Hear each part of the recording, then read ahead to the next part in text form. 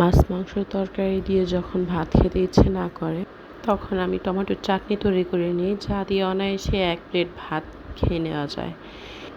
আজকে আমরা দেখব খুব সহজে আমি কিভাবে টমেটোর চাটনি তৈরি করি।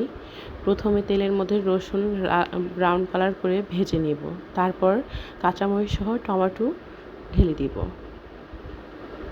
কিছুক্ষণ নাড়াচাড়ার পর তার মধ্যে আমি একের পর এক হলুদ, মরিচের গুঁড়া, ধনিয়া গুঁড়া, জিরা, লবণ দিয়ে দিব।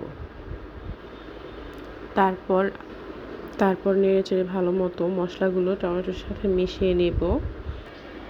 বিশ্বাস করবেন না, টমেটোর চাটনি আমার এত পছন্দ। যে কোনো খাবারের পাশাপাশি টমেটোর চাটনি থাকলে আমার খুবই ভালো লাগে। এখন আমরা আমাদের প্রয়োজন মতো চুলার আঁচ বাড়িয়ে কমিয়ে নেব।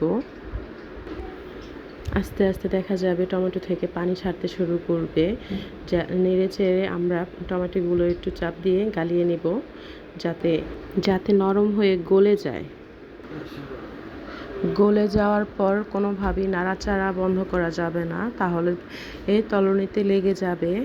তখন আর চাটনিটা খেতে ভালো লাগবে না। দেখুন, দেখতে দেখতে কীভাবে টমেটো পানি ছেড়ে গলে গিয়েছে। আস্তে আস্তে নেড়েচেড়ে শুকিয়ে নিয়ে টমেটোর চাটনি এভাবেই তৈরি করে নেব আমরা। দেখুন চাটনিটা কতটা লোভনীয় হয়েছে দেখতে, খেতেও কিন্তু খুব স্বাদ হয়েছে।